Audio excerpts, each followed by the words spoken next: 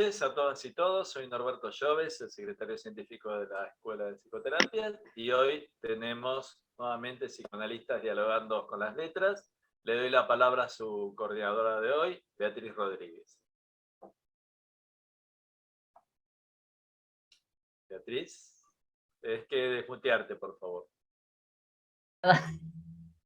Muy buenas noches. Disculpen, no encontraba el icono para desmutearme. Les doy la bienvenida a este ciclo de la Comisión de Cultura, que pertenece a la Secretaría Científica de la Asociación Escuela Argentina de Psicoterapia para Graduados, cuyo secretario es Norberto Lloves, quien acaba de presentarme.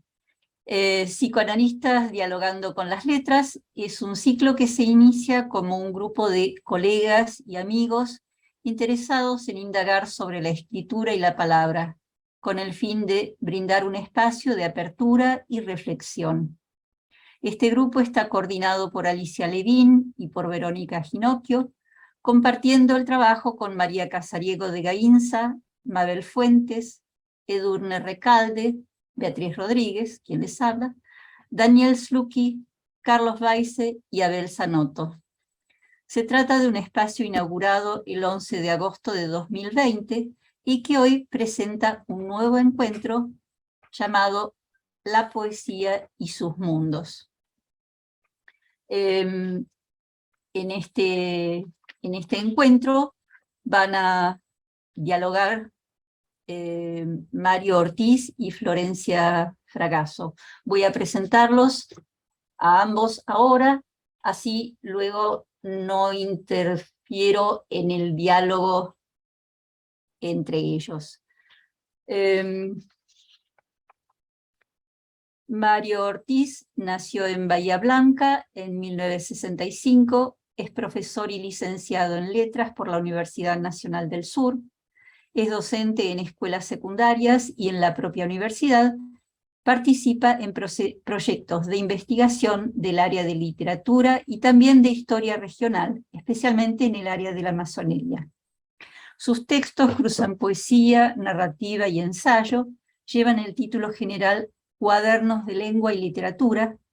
Hasta la fecha ha publicado 12 volúmenes en editoriales de Bahía Blanca, Buenos Aires, Córdoba, Montevideo y España.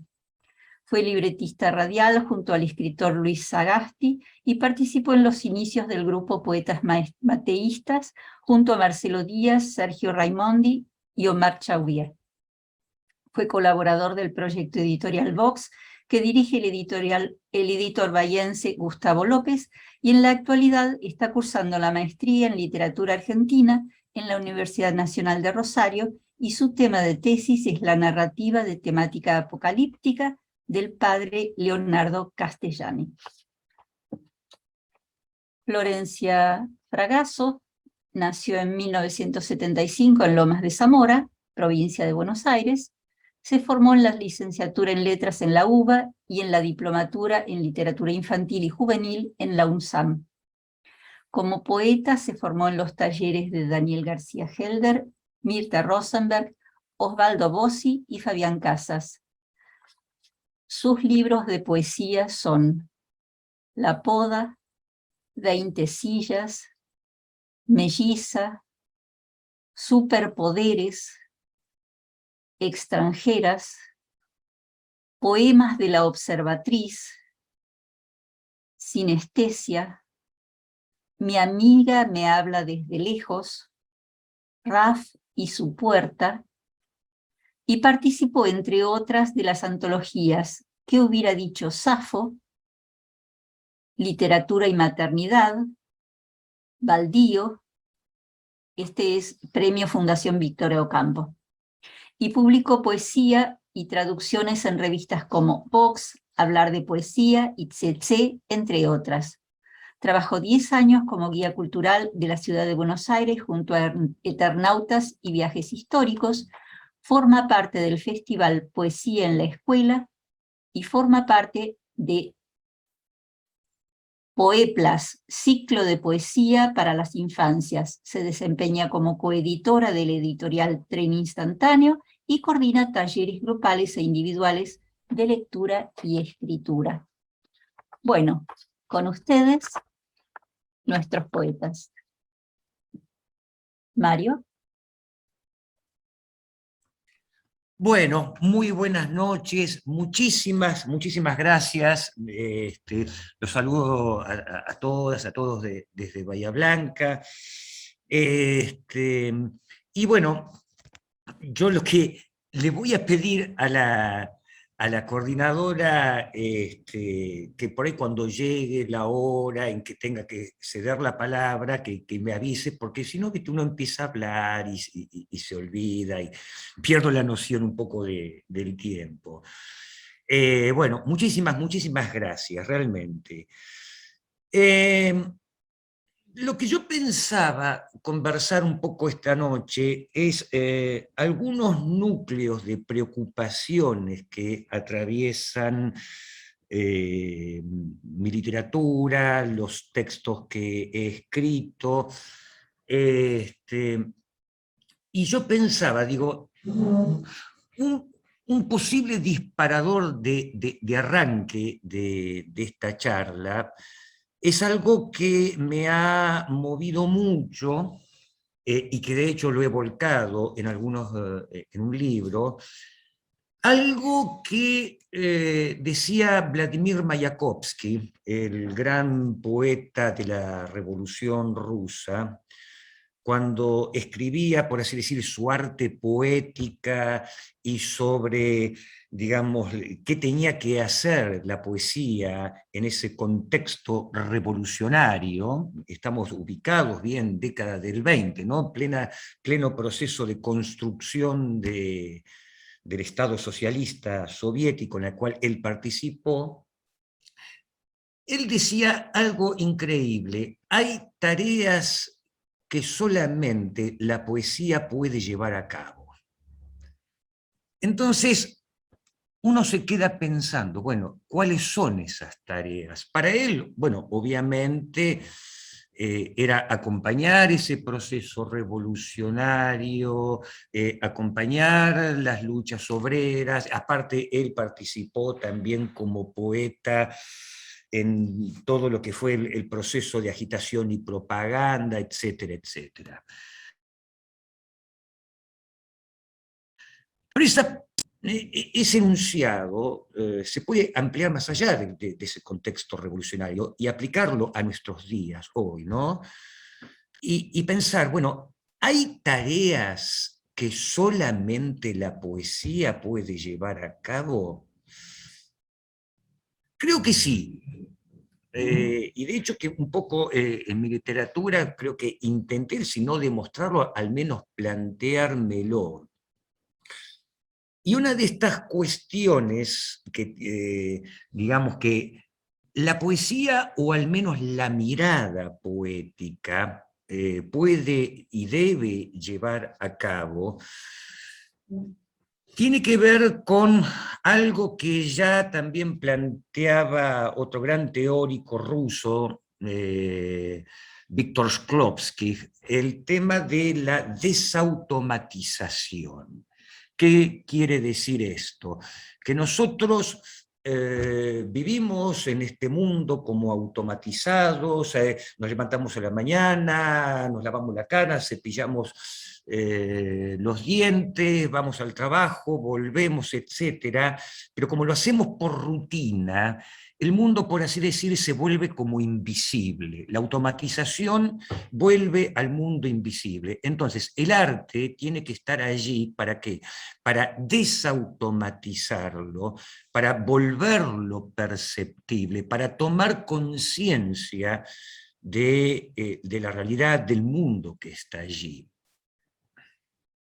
Y entonces ahí interviene la poesía, a través de una de las cuestiones que últimamente a mí me habían estado preocupando, la imaginación. La imaginación en el sentido literal del término, de la capacidad que tenemos de generar imágenes, ¿no? imágenes que por supuesto pueden ser visuales, imágenes que pueden ser imágenes en movimiento, tenemos entonces el caso de la narración, el cine, pero la imagen como un hecho concreto, como un hecho inmediato, ¿no? Y por eso este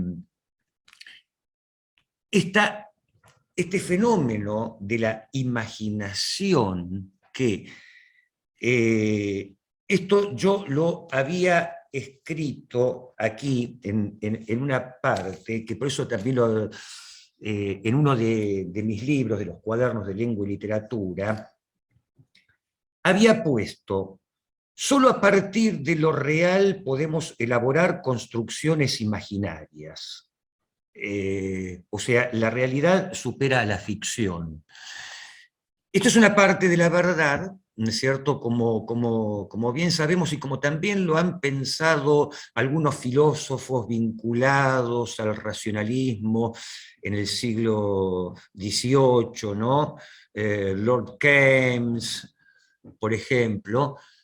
Tomamos elementos de lo real, los recombinamos y a partir de allí, de una mecánica de asociaciones combinatorias, analogías, etcétera, producimos elementos imaginarios, ¿no? Entonces, en este sentido, la imagen vendría a ser una especie de segunda instancia a partir de lo real. Ahora, hay un fenómeno que también debe ser tomado en cuenta, como lo ponía aquí: al mismo tiempo, solo la imaginación permite acceder a lo real. ¿Cómo es esto? Pues sí, digamos, a mí me ha preocupado mucho también últimamente, digo, cuando nosotros planteamos lo real, puro, crudo y duro. ¿Qué es eso? Quizá en cierto sentido eso es lo inimaginable, ¿no? Lo que no podemos pensar, lo que no podemos conceptualizar. Si yo digo, por ejemplo, el amor, la amorosidad, nos vienen una serie de imágenes a la cabeza. Ahora, si yo digo que el amor es un proceso electroquímico que se produce por la descarga de determinadas enzimas que intervienen en un proceso neuroquímico, bueno, eso es cierto, pero para mí es lo inimaginable. No puedo pensar el amor como una serie de procesos electroquímicos y nada más. Entonces allí interviene, ¿no? la imagen. Yo puedo captar eso a través de una serie de elaboraciones imaginarias. Entonces lo que hay, me parece a mí, lo digo humildemente y después lo someto a charla, es un envío y reenvío entre eso que llamamos lo real, que no me voy a meter aquí en esta cuestión filosófica de qué es lo real, etcétera, lo que comúnmente, vulgarmente y en un sentido ingenuo llamamos lo real, y los procesos de elaboración mental de imágenes. Y a mí me parece que la poesía está trabajando allí en esa bisagra, ¿no? Entre lo real y lo imaginario, entre la cruda materialidad y las elaboraciones de imágenes o conceptuales que nosotros hacemos. Al menos digo, la poesía que a mí me interesa. Entonces, en este sentido, ahora se nos amplía la cuestión, porque si, como decía Michel Foucault, uno de los ejes problemáticos fundamentales en el siglo XX es la relación entre las palabras y las cosas, otro filósofo francés posterior, Didier Berman, decía que en realidad tendríamos que pensar en una tríada, ¿no? La relación entre las imágenes, las palabras y las cosas. ¿no? Como una especie de tríada que se van enviando y reenviando. ¿Por qué empecé a pensar en esta cuestión concretamente, últimamente, de la imagen? Pues por una cuestión inmediata, si se quiere, de algo que uno vive en la cotidianidad. Vivimos en un mundo saturado también de imágenes.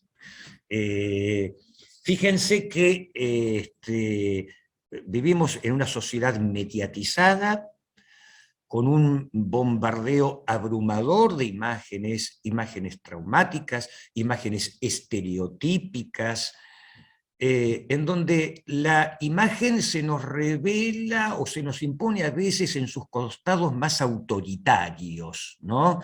La necesidad de tener una determinada imagen, de cumplir con una determinada imagen. Y pienso, por ejemplo, en lo que vimos en Facebook, en Instagram, en Twitter, etcétera, ¿no? Esa sobreimaginación, esa sobreexposición a la cual voluntariamente nos sometemos. Entonces, por eso había escrito en el último volumen de los Cuadernos de Lengua y Literatura,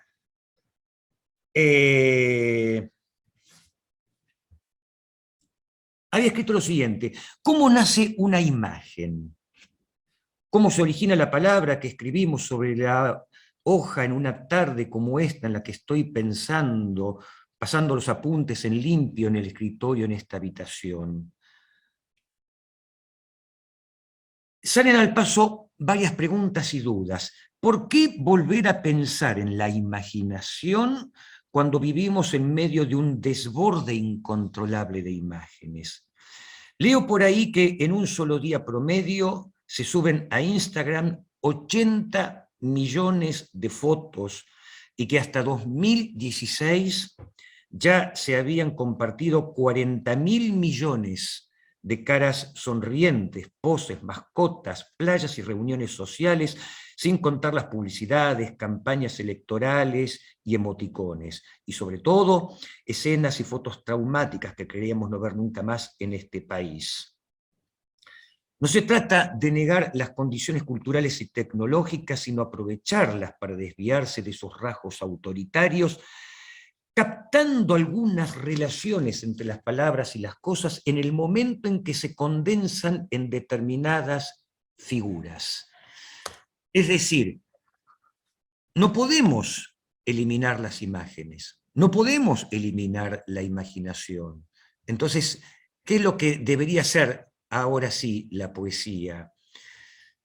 Buscar las estrategias para generar imágenes que nos desautomaticen, para buscar imágenes que nos permitan habitar imaginariamente este mundo, imaginariamente en el sentido más concreto de la palabra, ¿no? O sea, habitar poéticamente este mundo. Entonces, allí sí pienso la función, vuelvo al principio de lo que decía, de la poesía específica, y al decir de la poesía me estoy refiriendo no solamente al trabajo con las palabras, sino al arte en general, ¿no? Hay una función específica que solamente puede cumplir el arte, que es la de generar imágenes que nos permitan habitar este mundo. Y habitarlo de un modo poético quiere decir de un modo renovado, de un modo que nos permita desautomatizar y desactivar el potencial de banalidad, el potencial autoritario, también de esas imágenes a las cuales tenemos que amoldarnos cotidianamente, ¿no? Yo me hice un Instagram que abandoné inmediatamente porque también, yo no sabía manejarlo, pero lo que me encontraba eran todos contentos, todos sonriendo, todos en las mesas, todos felices, digo, y lo mismo, de más de lo mismo. ¿no? Entonces, ahora me voy a permitir compartir una pantalla.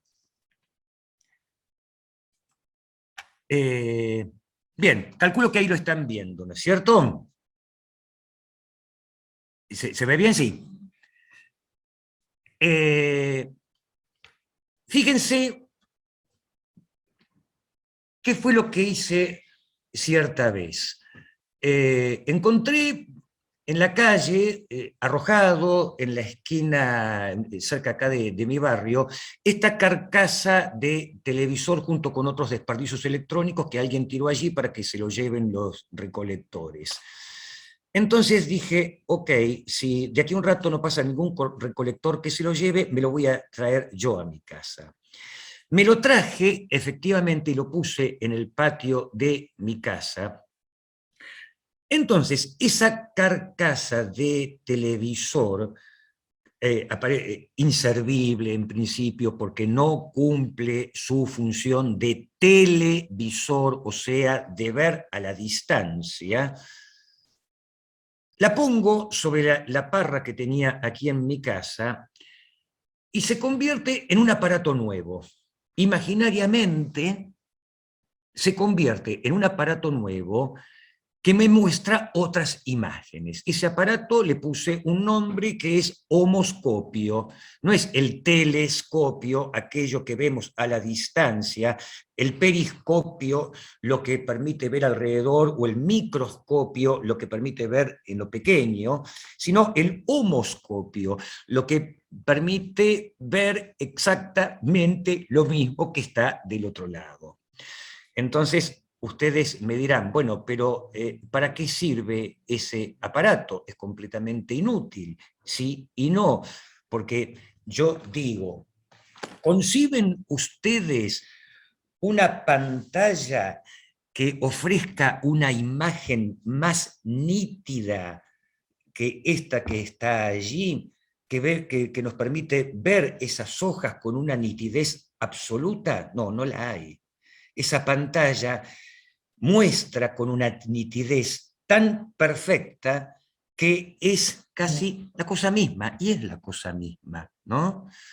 Entonces, esa pantalla permite redescubrir aquello que estaba allí y que quizá uno no advertía. Entonces, nos ofrece un programa, pero que no es un programa donde nos atornillan la cabeza con noticias, etcétera, etcétera, sino es un programa extremadamente lento, lentísimo, tan lento que si uno tuviese paciencia nos permitiría ver cómo crece una planta, cómo se desarrollan las uvas, cómo vienen las abejas a libarla, y veríamos la noche, y veríamos el otoño, y veríamos cómo esa parra se deshace. Claro, me podrán decir, pero para ver eso no hacía falta ese aparato. Bueno, me atrevo a ponerlo en duda. Quizá ese aparato sea el pretexto que a mí me permitió escribir un texto, que es lo que yo volqué ahí en uno de esos cuadernos de lengua y literatura. Por eso pongo allí: no hay ni podrá haber otro programa, salvo los movimientos de un caracol que estira sus cuernitos, un programa extremadamente lento, sin principio ni fin. El verano avanza, lo veo en el color de los racimos, el frío no se ve sino escalas cromáticas del amarillo, marrón y ocre, brillo de las gotas de rocío, perfecto, sin distorsión ni fantasmas. Algunas abejas liban el jugo de uvas fermentadas, casi vinagre, ramitas desnudas, el marco de plástico se reseca al sol, la madera aglomerada se abre como un hojaldre.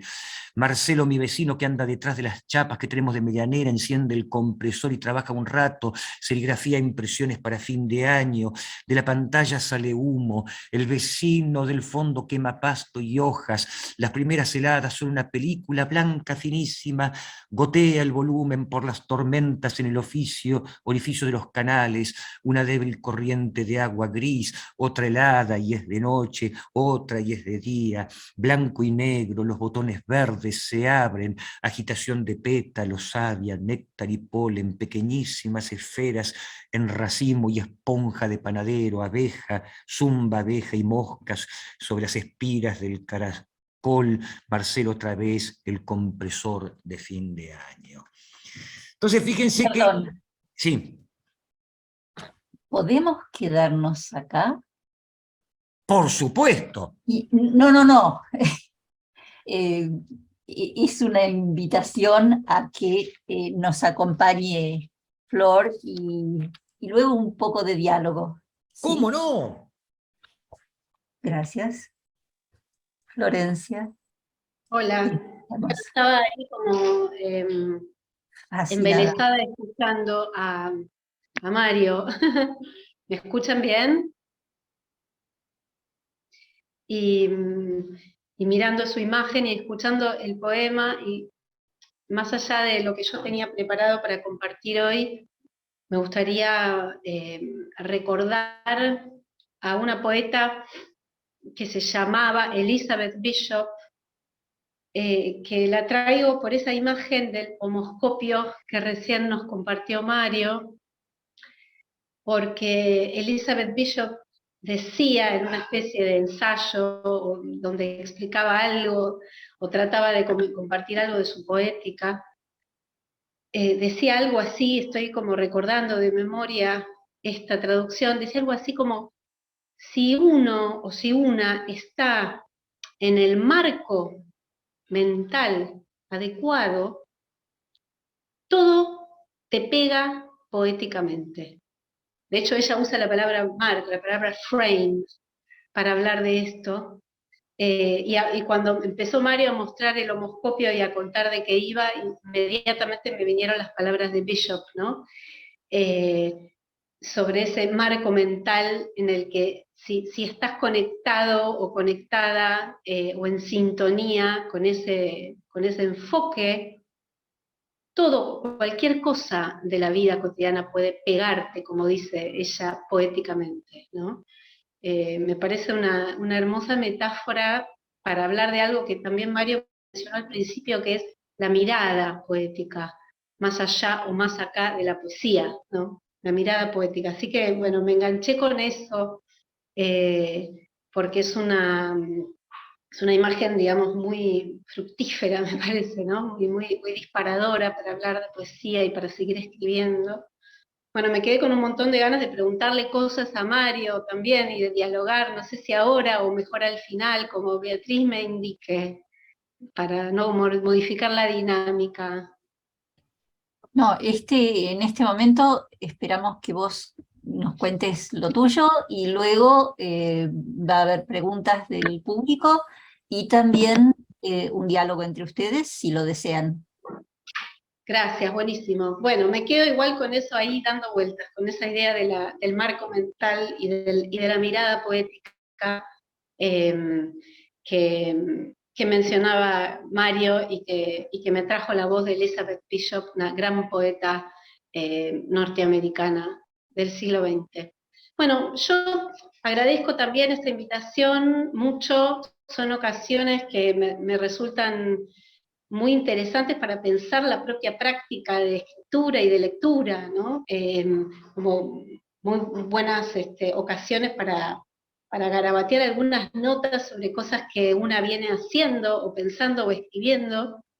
Y lo que me encontré con ganas de compartir y de contar tiene que ver con algo bastante específico del hacer poético, desde mi propia experiencia, que tiene que ver con la escritura de poesía como un género del que siempre se destaca la brevedad, lo corto, que no es necesariamente lo poco o lo pequeño, pero sí es lo breve, muchas veces en comparación con otras escrituras, y la relación entre esa escritura particular y el tiempo de nuestra vida cotidiana, el tiempo real, ¿no? Como diría Mario, el tiempo parcelado por las tareas, por los trabajos, por los cuidados, por las crianzas, por el trajín cotidiano, y cómo se relaciona ese tiempo con las preguntas habituales que se nos hace a quienes escribimos, ¿no? Que es, ¿vos cuándo escribís? ¿Cuál es tu ritual? ¿Te gusta la noche o te gusta la mañana? ¿Vos escribís en un espacio determinado de la casa o en cualquier lado, ¿no? Hay muchas preguntas en relación al espacio y en relación al tiempo, cuando se quiere saber algo sobre la escritura del otro. Y son preguntas que a mí en lo particular siempre me resultan difíciles de contestar, entonces por eso empecé a pensar un poco en esta relación entre tiempo y escritura poética.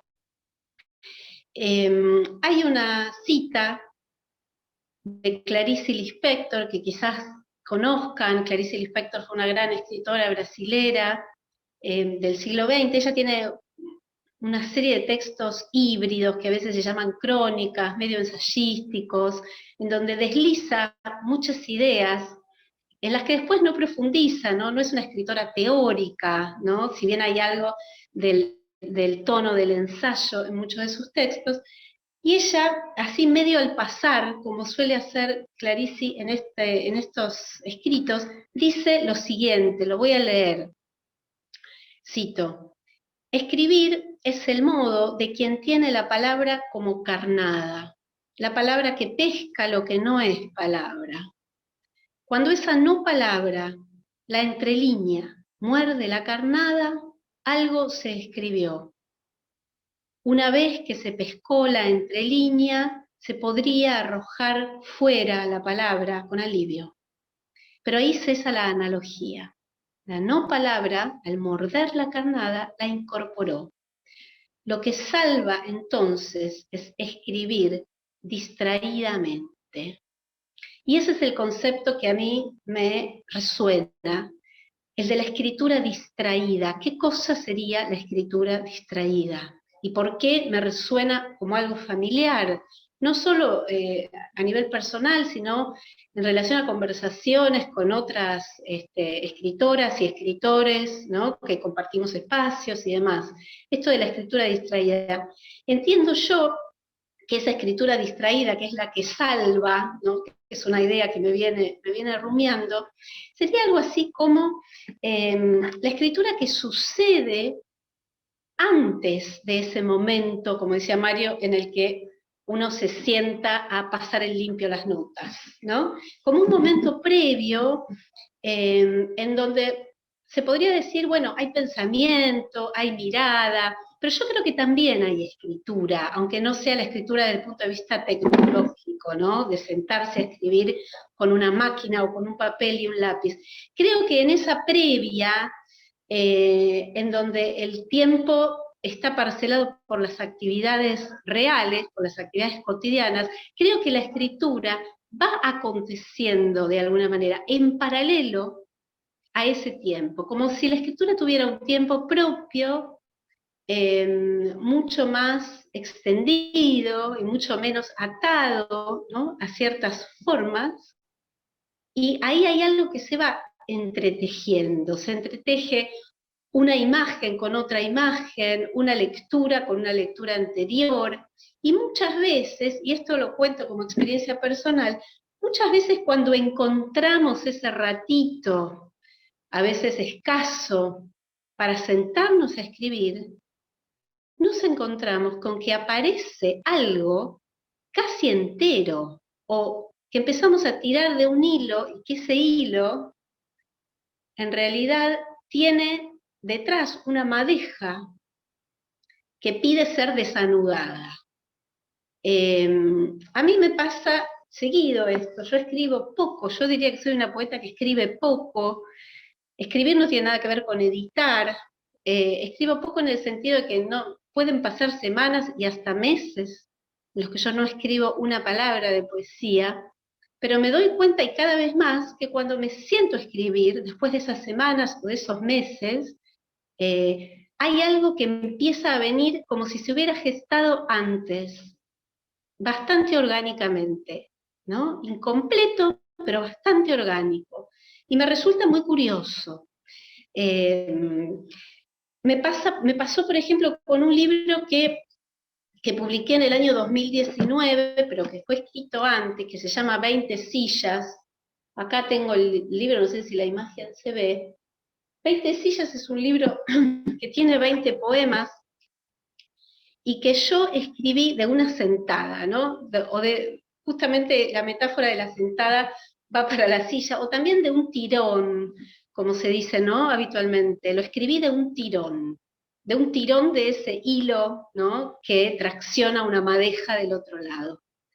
Yo no tenía ni la menor idea de que estaba escribiendo sobre sillas, ni pensando en sillas, ni recopilando sillas, ni buscando sillas. Pero cuando me senté a escribir, apareció un poema sobre una silla y atrás vinieron otros, y otros, y otros. Y salieron 20 poemas de sillas. Por supuesto que ese es el momento uno de la escritura, ¿no? Después la escritura implica reescritura, corrección, rearmado, ¿no? Ahí sí, en ese segundo momento, creo que una le dedica tiempo a la escritura de una forma mucho más consciente, ¿no? Decir, bueno, tengo estos poemas, ahora sí voy a laburar con una conciencia y con un detenimiento y con una atención fiel, ¿no? Diría Denise Levertov, prestarle atención fiel a la experiencia para que el poema vaya tomando su forma y ocupando su espacio. Pero ese primer impulso de la primera escritura que aparece me sigue resultando muy enigmático, ¿no? ¿Por qué yo no sabía? ¿Por qué estaba tan fuera de mi conciencia que estuviera haciendo algo en relación a las sillas?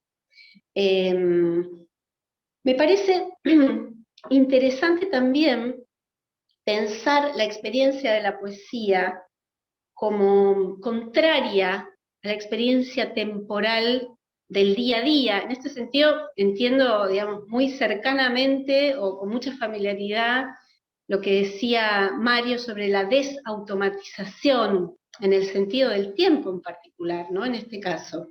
Hay un libro hermoso que recomiendo de un poeta contemporáneo que es Carlos Batilana, un poeta argentino, que es un libro que se llama El empleo del tiempo, en donde él ensaya un poco sobre estos temas, y dice, por ejemplo, Batilana, que la experiencia de la poesía parece interrumpir la inercia de las horas a favor de un vértigo que interroga de modo frontal los usos lucrativos del tiempo fogoneados por el mercado.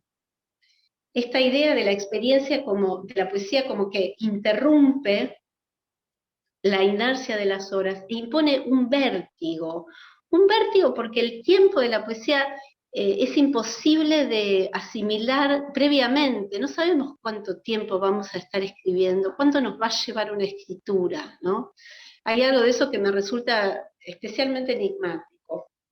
Ahora, en esta experiencia que yo les contaba de las sillas, que es un simple ejemplo, me pasó también que el tiempo de corrección, de reescritura, de edición, fue muchísimo más largo que el de la primera escritura. Ahora, el tiempo que hacía que eso se estaba gestando en algún lugar de mí es infinito tal vez, imposible de saber, ¿no? ¿Dónde está el origen de una escritura? Con mucha sorpresa yo me fui encontrando, tiempo después de publicar el libro, me fui encontrando en libros míos que había leído 2 años antes, 3 años antes, 6 años antes, subrayados en partes donde había sillas. Esto fue como una especie de investigación retrospectiva. Encontré un poema de Fabio Moravito sobre una silla, me acuerdo, unos textos de Lydia Davis sobre sillas que tenía como fervorosamente subrayados y con unas llaves.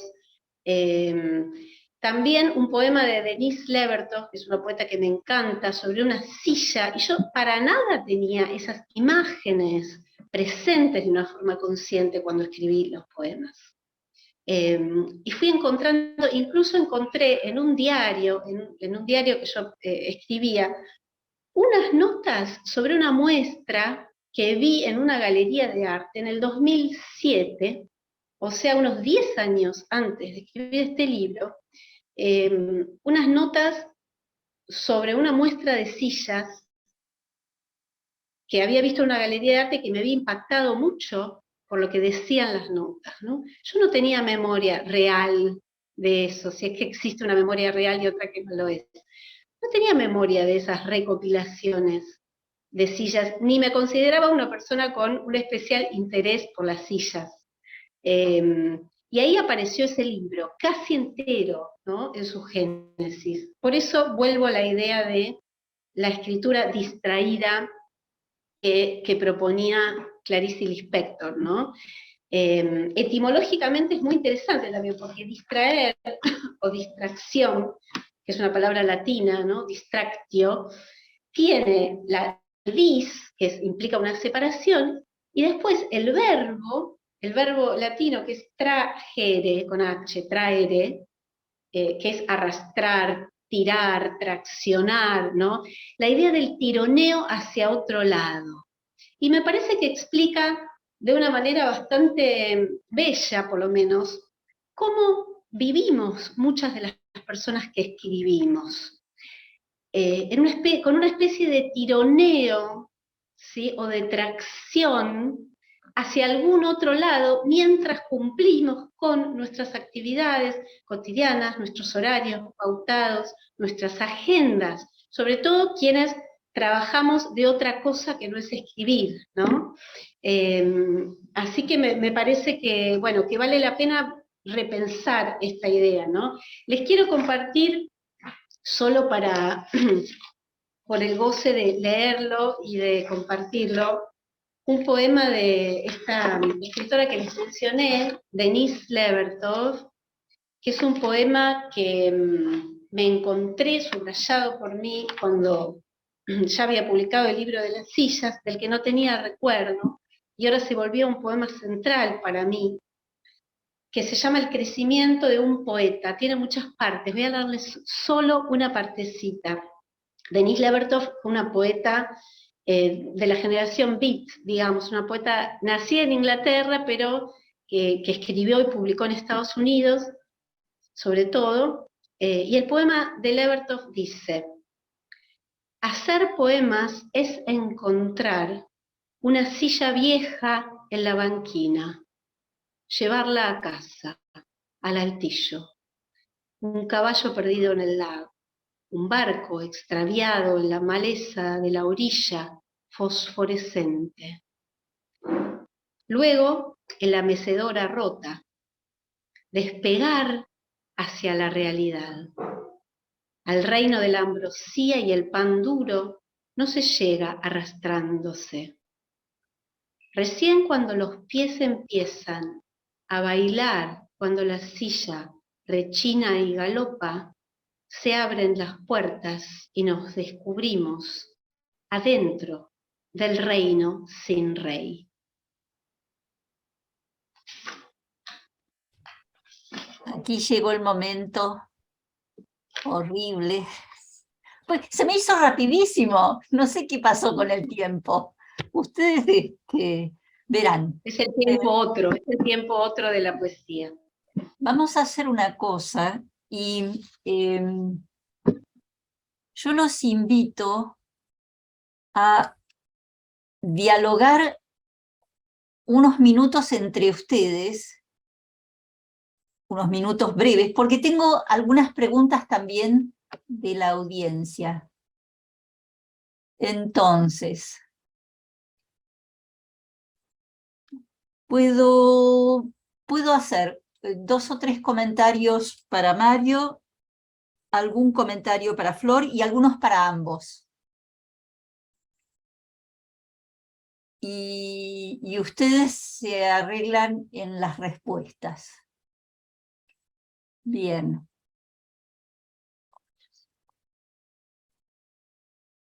Para Mario, ¿a qué se refiere más específicamente con poética?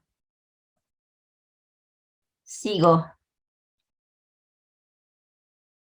Mario, me parece interesante que aclares cómo pensás la imagen y la imaginación. ¿La imagen no estaría al servicio de interrumpir la imaginación? Es una pregunta de María Casariego. Y la anterior era de Marcelo Manuel Podestá.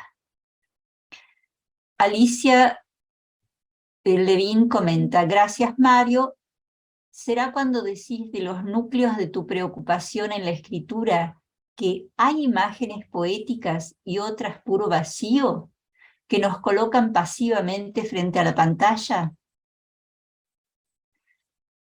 Y vamos a la última para Mario, el resto después son compartidas. Con respecto a la imagen, también lo pensaba como, por un lado, desde los emoticones que estandarizan las emociones, pero desde otro punto de vista, si uno ve un recolector que nombraste, puede pensarlo desde su propio ángulo, pero si uno lo nombra ciruja, recolector o recuperador urbano, el marco ya está dado por la denominación. Pregunta Marcelo Manuel Podestá si no fue confuso. No, no fue confuso. ¿Ustedes quieren que yo siga con las preguntas o empiezan con las respuestas? Me atemorizan, a ver si estoy...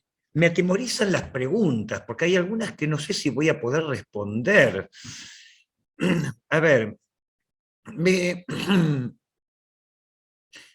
o mejor, perdón, mejor aún, hay una pregunta que voy a repreguntar, que es la que me dejó más inquieto. Que la imagen detiene a la imaginación. ¿En qué sentido? ¿En algún sentido particular? ¿En algún sentido psicoanalítico? Me gustaría repreguntarle a quien hizo la pregunta. Y a lo mejor dialogamos ahí. Bueno, le damos tiempo que escriba lo que desea en relación a tu repregunta, y sí, seguro que van a ser todas cuestiones muy vinculadas a lo psicoanalítico. Voy ahora con algunas de esas.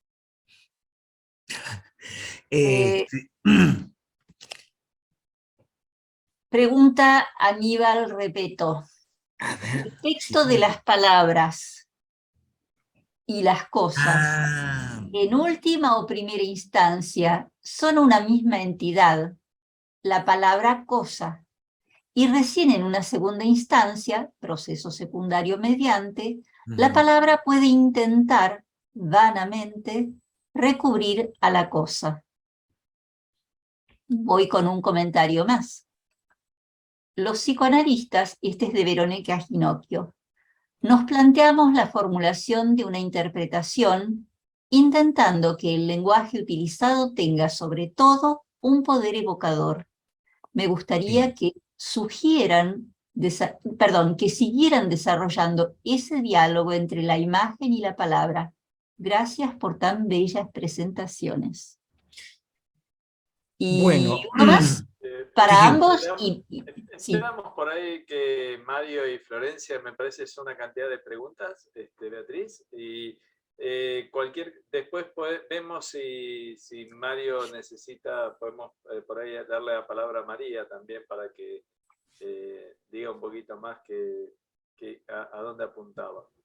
Pero no sé si Mario y Florencia quieren intercambiar un poco sobre estas preguntas, que son un montón.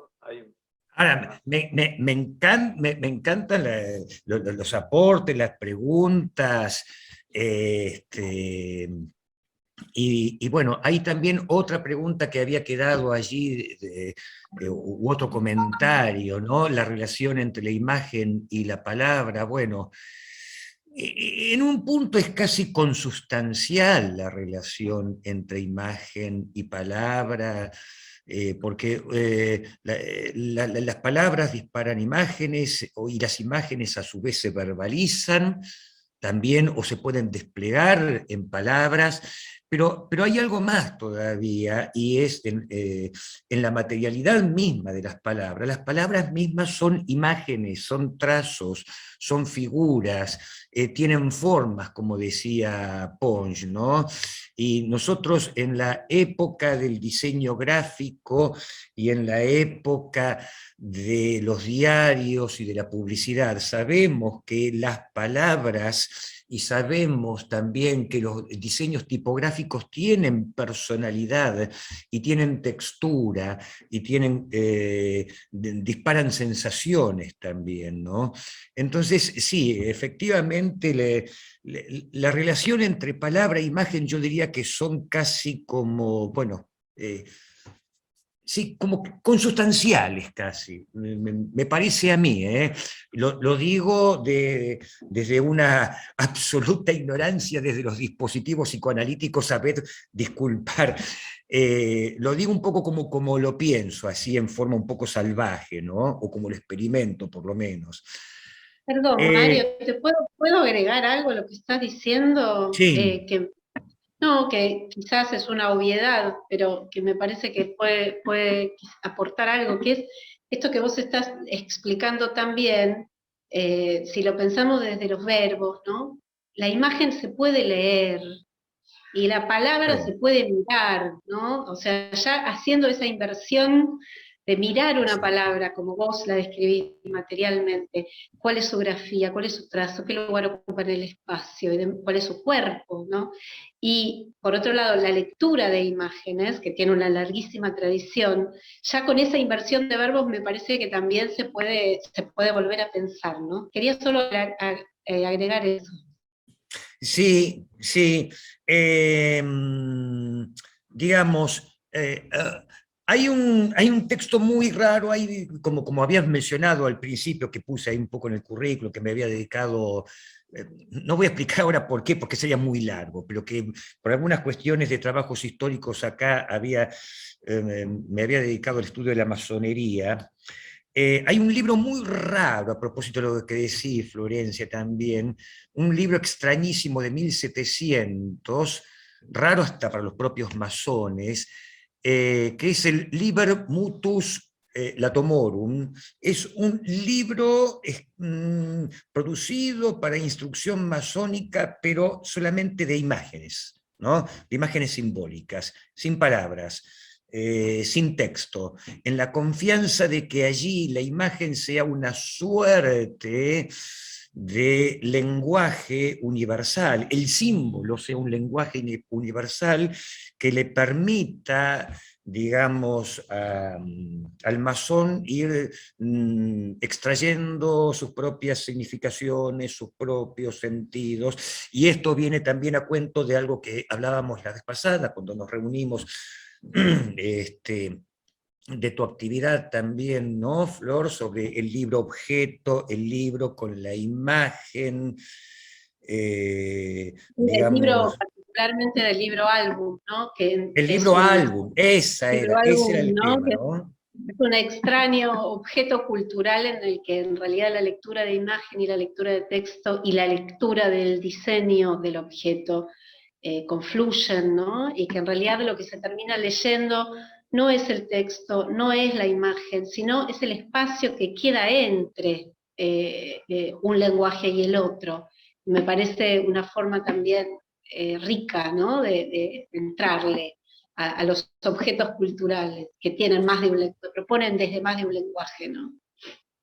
Sí, y, es genial lo que decís, es la lectura de ese entre, y eso es lo que me ha llevado también a la necesidad últimamente, bueno, lo han visto ahí en lo que compartí, la necesidad de meter imágenes concretas también dentro de mis propios textos, ¿no? Haciendo una suerte de diálogo entre el texto, la parte verbal y la imagen concreta, fotografías sacadas con mis propios celulares, o bien imágenes que saqué de internet, o incluso en este último libro, como ya quería meter otras imágenes que se me complicaba con el Word, directamente decidí hacerlo todo manuscrito. Y entonces la última parte del libro termina siendo literalmente un cuaderno, ¿no? Un cuaderno escrito a mano, con dibujitos, con extrañas cosas ahí que fui metiendo. Me dispara, esto que decís me dispara dos cosas. Una, la cantidad de veces que las ediciones de libros de distintos autores, muchas veces libros de poesía, aparece la imagen del manuscrito, ¿no? Le aparece la Sí. imagen de una correspondencia o de un poema, esos poemas, ¿no?, que podemos ver tachados una y mil veces, versión 1, versión 2, versión 3, los manuscritos del poema, donde la intención editorial suele ser ver un poco el proceso de la escritura, ¿no?, en su materialidad, pero también hay muchas otras cosas que se pueden leer ahí, ¿no?, en cómo es esa letra manuscrita, porque es un modo, digamos, sutil en que el cuerpo del poeta aparezca también, la presión de su mano, el tipo de tinta que usaba, el papel.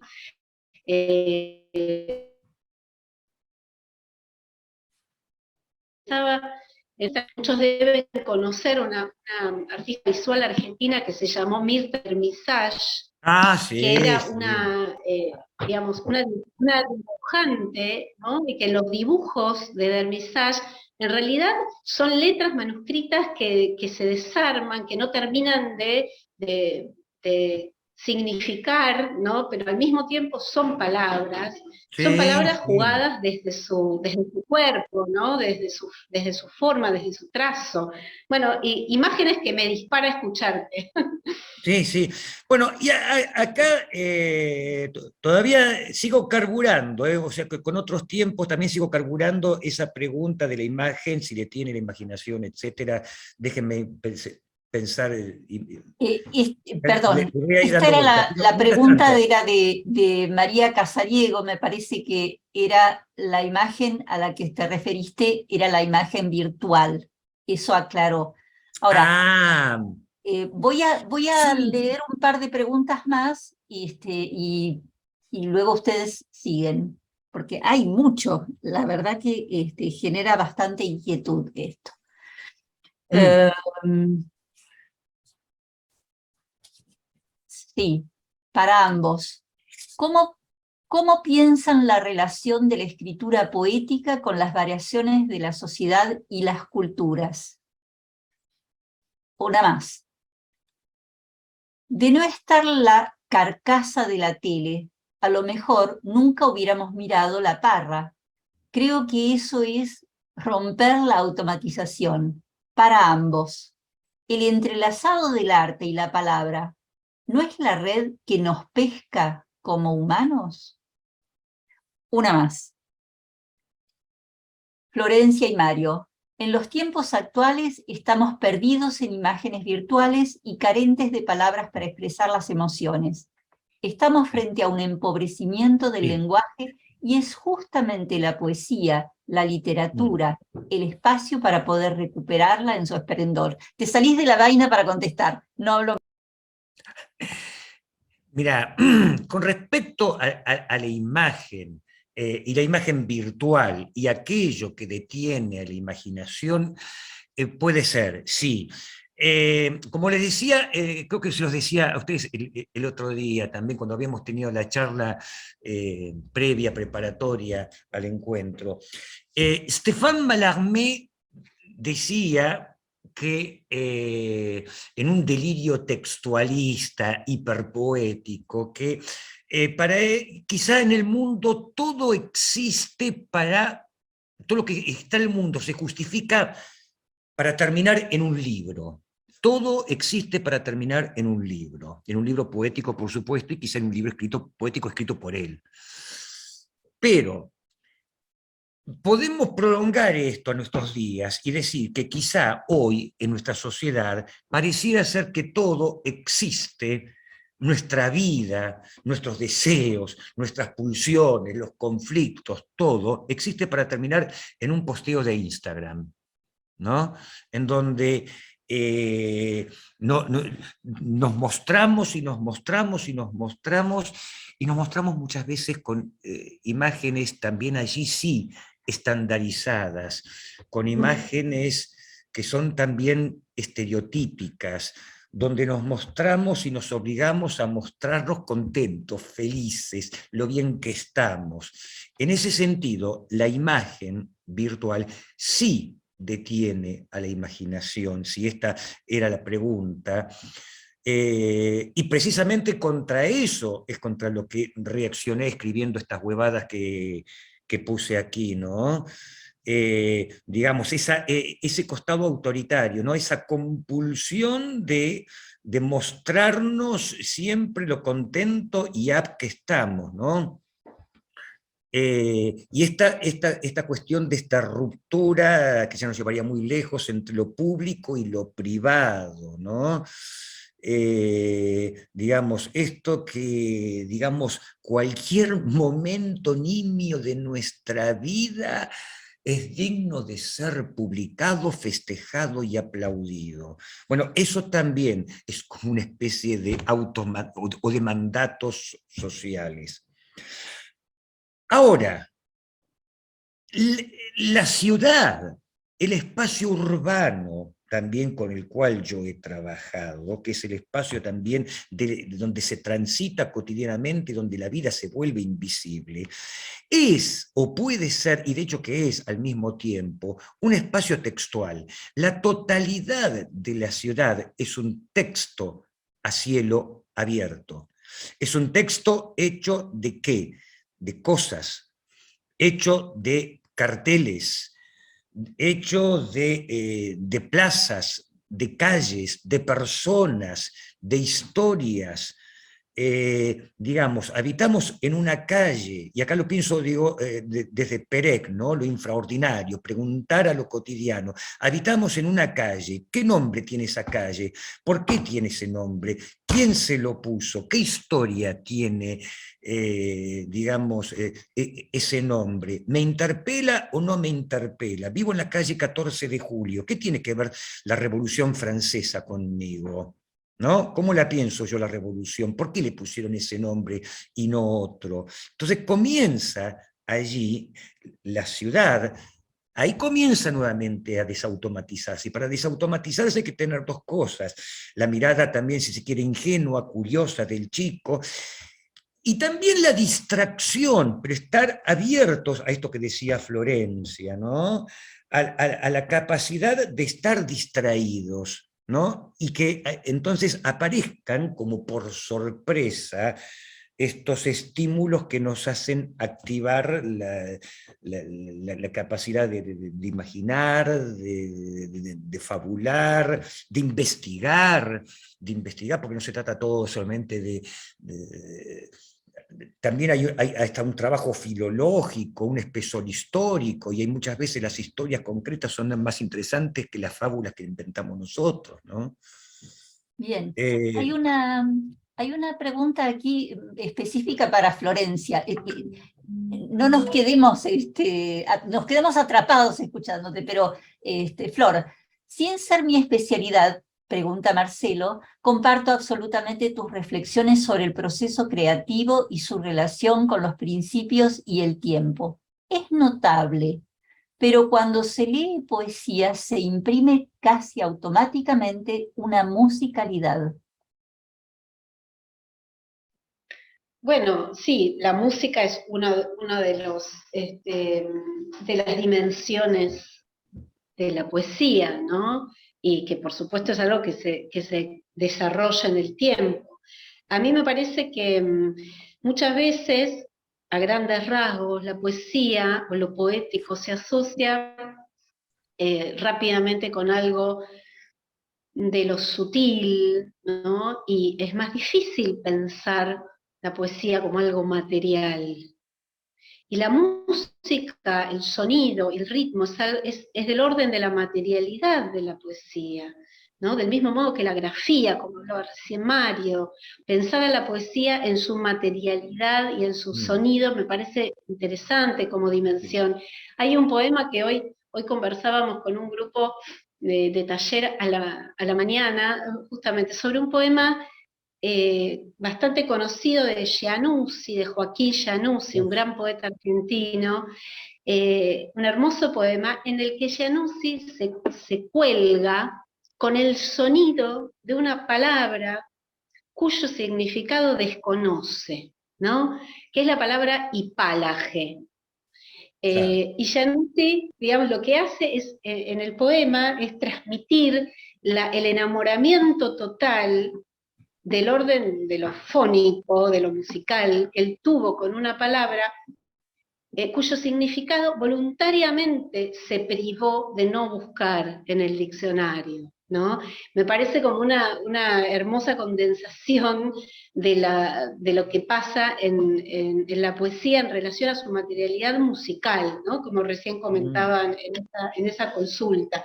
Como hipálaje, que es una palabra que tiene muchas resonancias, ¿no? Resonancias de la antigüedad, que tiene aparte materialmente algo muy atractivo, que es ese acento esdrújulo y la H muda y la fuerza de la G, ¿no? Como, bueno, el poema se puede quedar diciéndola, y es suficientemente poema por enamorarse de ese sonido, ¿no? Más allá de lo que el diccionario proponga que hipálaje significa. Me parece que es un buen ejemplo, ¿no? Sí, tengo un par más, y ya los dejo porque vamos.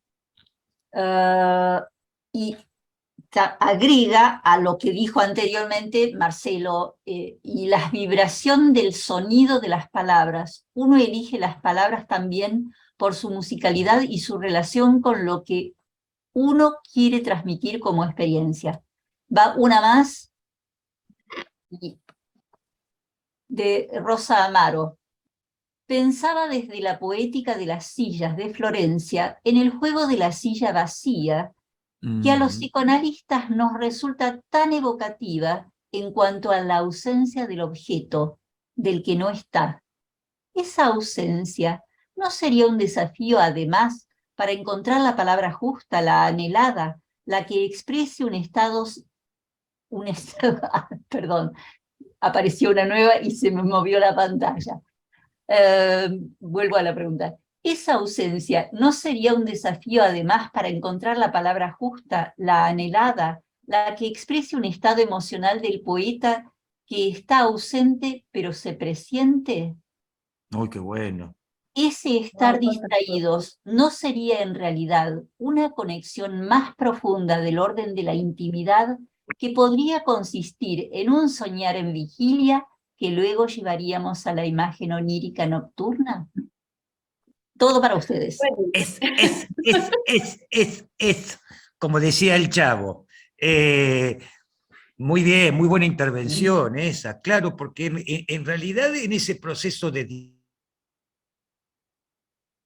distracción se está, bueno, ustedes como psicoanalistas lo saben perfectamente, no hace falta que lo expliquemos acá, hay un proceso interno, hay una escritura, hay algo que se está desarrollando adentro, mientras a lo mejor la atención cotidiana se pone en otras cosas, ¿no? Sí, claro, por supuesto. Por eso es que en realidad, cuando me preguntan, bueno, y vos que escribís, mira, digo, para mí la escritura es un hobby, y lo digo no peyorativamente, sino con el mejor de los halagos, porque es aquella actividad que se hace en los tiempos libres no productivos.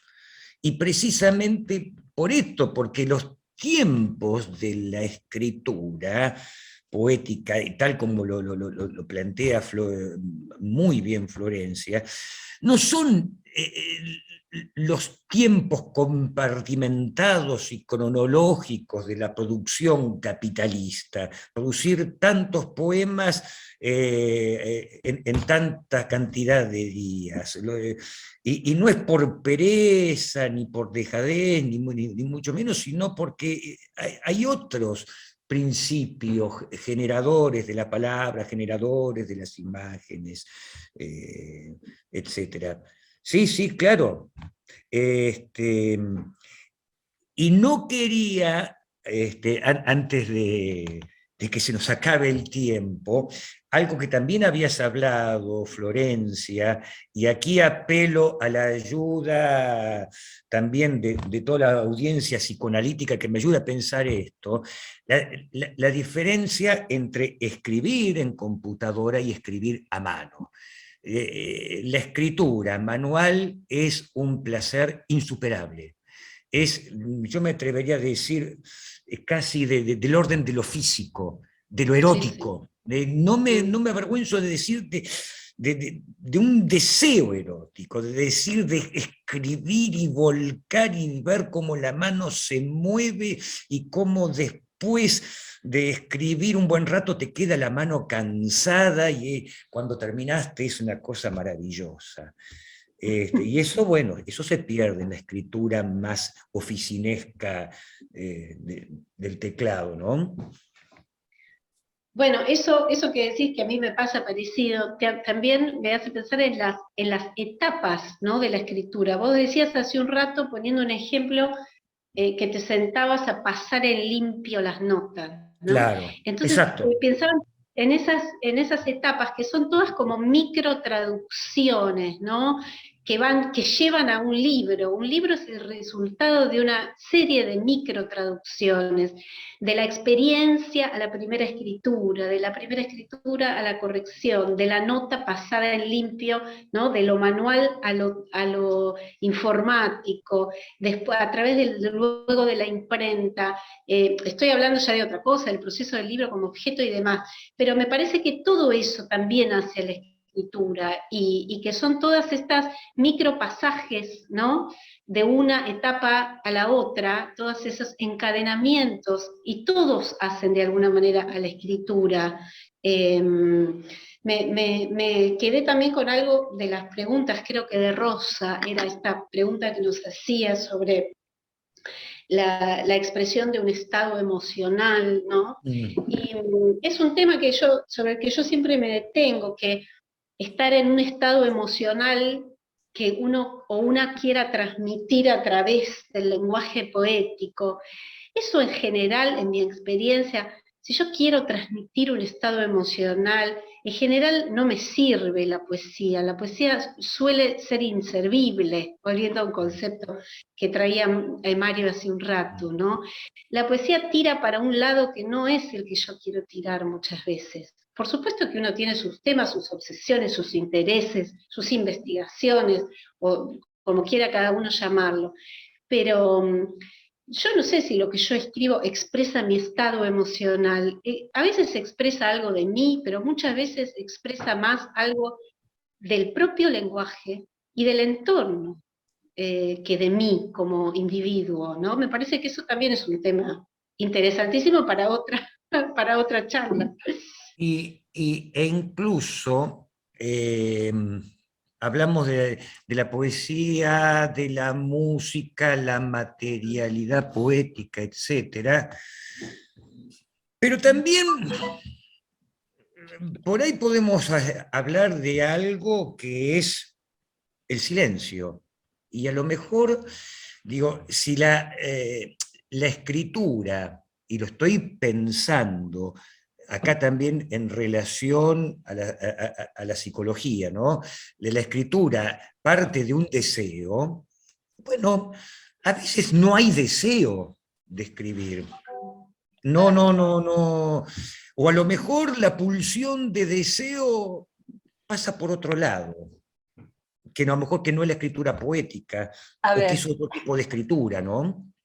A ver, me siento tan odiosa esto de interrumpir, aunque sea, les aviso, hay un montón de felicitaciones, es todo muy grato, pero había un comentario más de Rosa que Sí, me sí. parece que sumaba a lo que había dicho Florencia recién, y es, ese estar distraídos no sería en realidad una conexión más profunda del orden de la intimidad que podría consistir en un soñar en vigilia, que luego llevaríamos a la imagen onírica nocturna.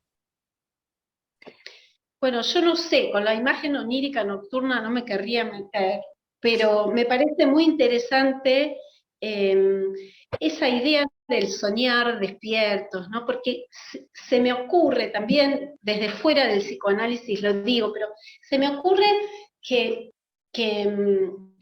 la palabra imaginación que trajo Mario hoy desde el principio, más allá de pensarla en relación con la imagen, me parece que naturalizadamente la pensamos como en relación a la ensoñación, ¿no? Alguien también preguntaba si una imagen virtual no viene a cortar o a interrumpir algo de la imaginación.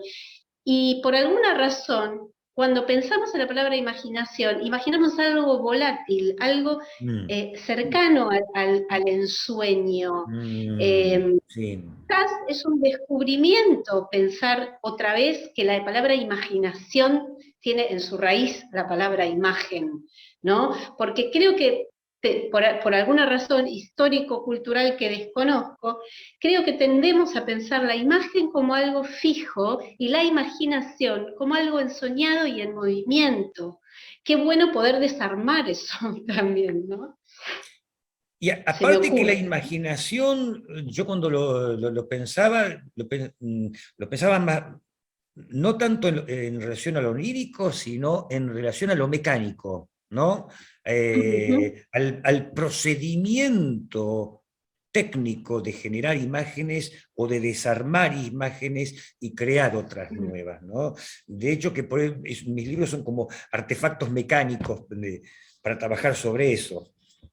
Claro, pero me parece que en el común de la acepción, la imaginación se entiende como algo lábil a lo que hay. ¿No? Me viene la imagen de muy escolar, ¿no? No, el niño ese tiene demasiada imaginación, entonces no Claro. puede ceñirse a la regla no sé, del trabajo del aula, ¿no? Pero bueno, ya volver a restituir a la imagen dentro de la palabra imaginación como mecánica, como vos decís, ya me parece una propuesta enorme. Bueno, otra vez los interrumpo. Ustedes no se dan cuenta, pero se nos pasó la noche. ¡Upa! Y Sí, podríamos seguir todavía. y podríamos Oh, seguir, pero ¿quién empezamos? quiero que se incorpore al diálogo Alicia Levin, que tiene un par de palabras para decirnos. Sí, Y con tanta poesía está difícil decir palabras. Decidimos con Verónica que hablaba una de las dos, porque además como perdió Boca esta semana estamos un poquito deprimidas las coordinadoras, pero las palabras son de Ah, agradecimiento. Norberto va a mandar en un ratito todo el chat para que los tengan los panelistas.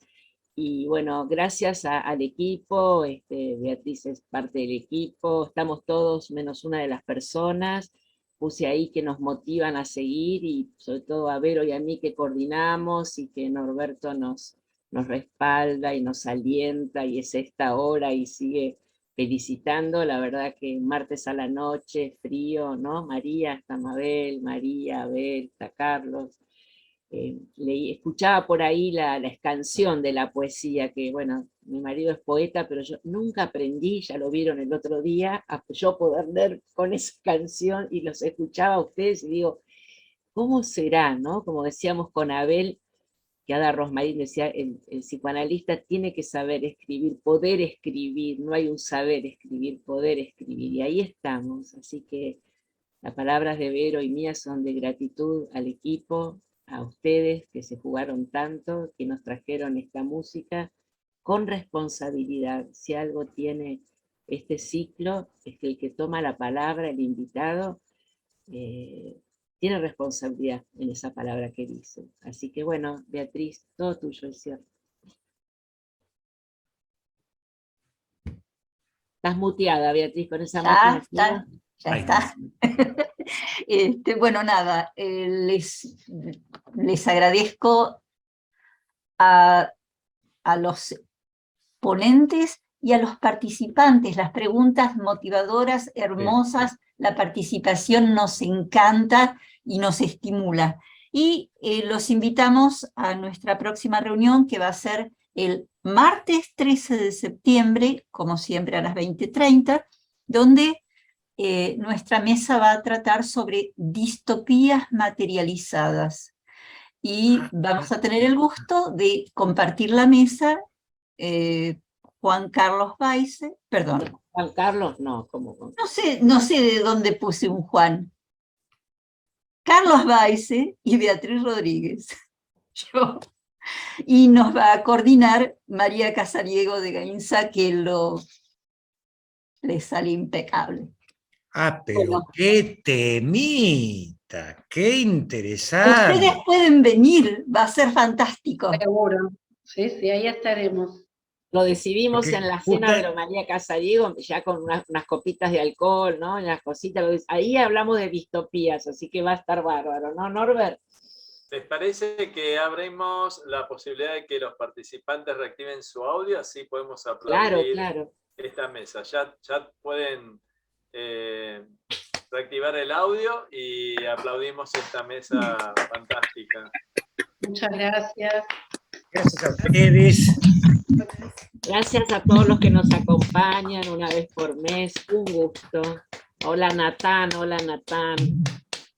Gracias por tantas preguntas disparadoras para quedarse pensando. Hermosas. Sí, y mil disculpas si no pudimos contestar todas. No eran para contestar todas, eran Bueno, para... si quedan preguntas, para estuvo bueno. reflexionar. Para que todos sigamos pensando durante largas horas esta noche. Exacto. Bueno, igual mejor un buen descanso siempre, antes que nada. Digamos, las preguntas se van al sueño también, te quedan ahí. Y quedan allí en estado de distracción. Y, uy, mañana, Claro. como dijo un amigo... Mañana es cuando- poesía. Hoy quedan en sueño y mañana es poesía. Y como dijo un amigo, cuando apague el micrófono se me van a ocurrir las mejores ideas. Tal cual. Bueno, ahí Norberto mandó el chat, se los estamos mandando al grupo Vamos. del domingo. ¿Mm? Detengo Gracias. la grabación y seguimos charlando igual.